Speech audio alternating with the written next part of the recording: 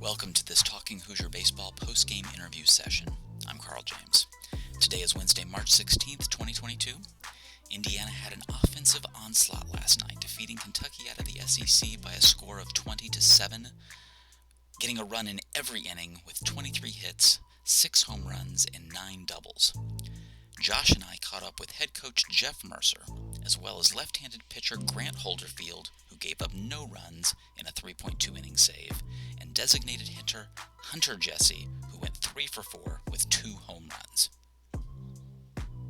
We've really competed all year, and I know it's been through challenging circumstances at times, but the guys have gotten up and competed time and time again, and today was another one of those moments. And I know we didn't start the game the way that we wanted to, but Tyler comes up and he's been working hard, comes up and bangs a double on the first pitch, and you can feel the electricity come back in the boys, and away they went from there. But yeah, we've really preached the mentality of you have to keep fighting, you have to keep pushing, trying to score a run each inning, put one up each inning, and then extend from there. And when they score, to continue to compete, to not worry about the scoreboard in that moment, but just to keep pushing, and eventually it'll break through. And today it did.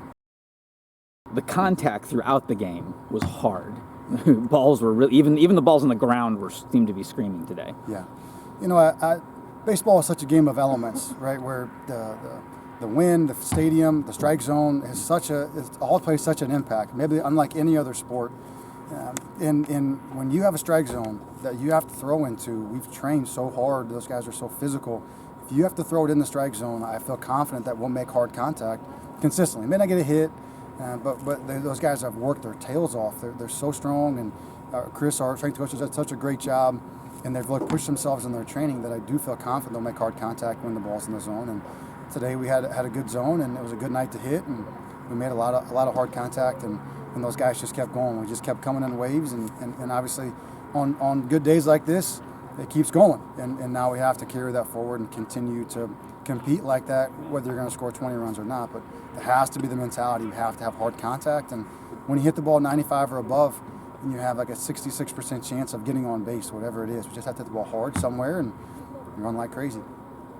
Grant Holderfield came in a pretty tough spot, managed to get out of it, and then closed the game without even getting up to like 60 pitches. So, what do you have to say about Grant? Grant's. All those freshmen, they've done such a great job. We've thrown those guys to the wolves time and time again, and just said, hey, you got to learn to swim. You throw them in the deep end, you got to learn to swim. And today was another one of those situations, and he just competed like crazy. He's got really good stuff, but he's such a competitive kid, and he's got such a slow heartbeat that he's able to really just go out and get out of some jams. That's why he's so big out of the bullpen for us. And he's a special kid. Does this create any concerns for you now that you're going to be playing just in 2 more days, as far as to what the bullpen situation is going to look like Thursday night?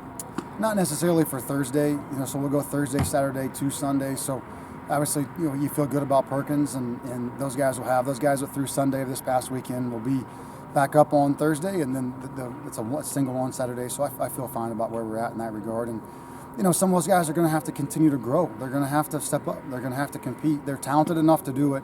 That bullpen is talented enough to do it. Our starting pitching is talented enough to do it.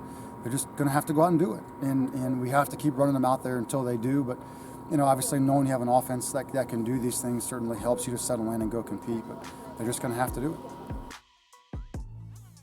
All right. Well, congratulations on the save. Thank you.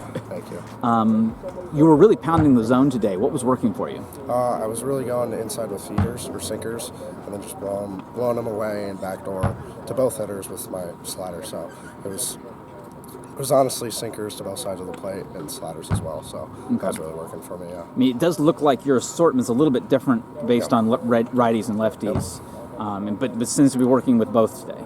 Yes, correct. I was able to really pound the zone against both, which was a big key to my success. Yes. Okay. Well, just talk about that really tough inning.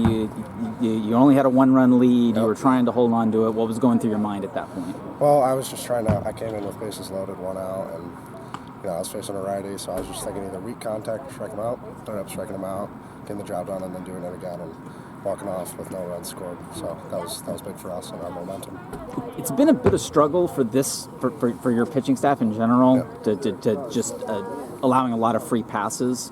What's kind of been in your mindset that's allowed you to not fall into that particular habit? Well, I'm just working on first pitch strikes. That's what we go through in our training, and just starting off 0-1 is huge to our success with no walks and free passes. So I would say starting off 0-1, first pitch strike, and then pounding them and relentlessly going at them after that. Yeah. And how does it feel getting once you got past that inning, you finally got run support? What was that feel? How did that help? Oh, it was great. Obviously, run support is what you want as a pitcher, and just being able to go out after you get some runs, feel a little bit more comfortable, but still just attacking the hitters. Yep. And this was also a long outing for you. Yeah. So and we're obviously in the dugout for quite a bit. Yeah. So you're just feeling good being extended like that? Yeah, I felt good. I think it was like just over 50 pitches, but yeah, I was perfectly fine. Making sure I was like stretching, staying loose in between the long innings because they were long, but yeah, I felt fine out there. So what was working for you at the plate? Just staying simple, just like same approach I always had. Just like how I sit, middle away, same thing, same approach.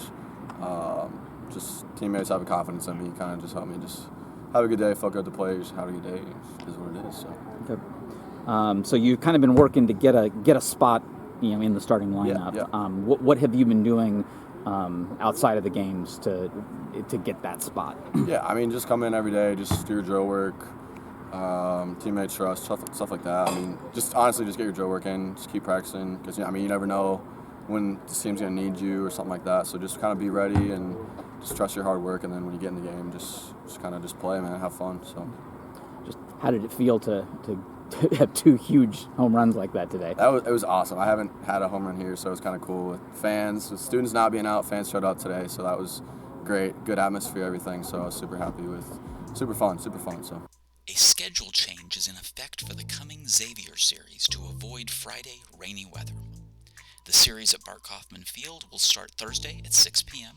It will resume with one game Saturday at 12 noon and conclude with a Sunday noon doubleheader. Per IU Athletics, parking for the weekend will remain the same, with lots around Bart Kaufman Field remaining open for patrons to park. There will be no access to Lot 13 due to the NCAA Women's Basketball Tournament. Thank you for listening to Talking Hoosier Baseball. We should have our regularly scheduled weekly episode out by Thursday morning, and Thursday night at 6 p.m., we will see you at the Bart.